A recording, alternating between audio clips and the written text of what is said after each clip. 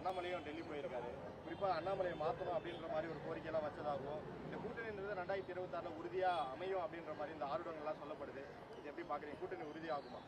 நம்ம ஒன்றும் ஜோசியம் பார்க்குறவங்க இல்லை. அதில் என்ன நடந்ததுன்னு அறைக்குள்ளே அவங்க தான் தெளிவுபடுத்தணும். என்ன நடந்தது, இன்னைக்கு அவர் ஏன் டெல்லிக்கு போகிறாரு அவரை கேட்டால் சொல்லிடுவார். ஏர்போர்ட் தானே போயிருப்பார், கேட்டால் சொல்லிடுவார். நான் பொதுவாக மாண்புமிகு தமிழக முதல்வர்களை பொறுத்தளவில் நாகரிக அரசியலுக்கு சொந்தக்காரர். அடுத்த கட்சியில் என்ன நடக்கிறது என்பதை எப்பொழுதுமே விமர்சிக்காதவர். நாங்கள் கூட்டணியில் பலமோடு இருக்கின்றோம். மக்கள் எங்களோடு கூட்டணி வைத்திருக்கின்றார்கள்.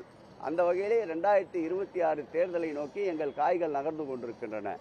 மற்ற பிரச்சனைகளை பற்றி, மக்களுடைய பிரச்சனைகளை பற்றி கவலைப்படுகின்ற இயக்கம் தான் திராவிட முன்னேற்ற கழகமே தவிர மற்ற இயக்கங்களில் நடக்கின்ற பிரச்சனைகளை பற்றி எப்பொழுதுமே எங்கள் முதல்வர் கவலைப்பட்டதில்லை.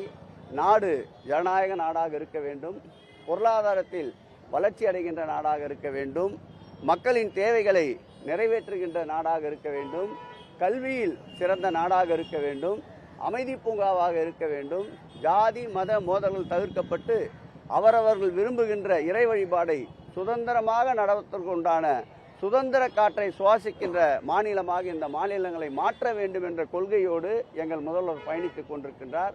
ஆகவே எங்களுடைய முதல்வருடைய பயணம் மேலும் 2026க்கு பிறகும் தொடரும் என்ற நம்பிக்கையோடு நாங்கள் களத்திலே நின்று கொண்டிருக்கின்றோம்.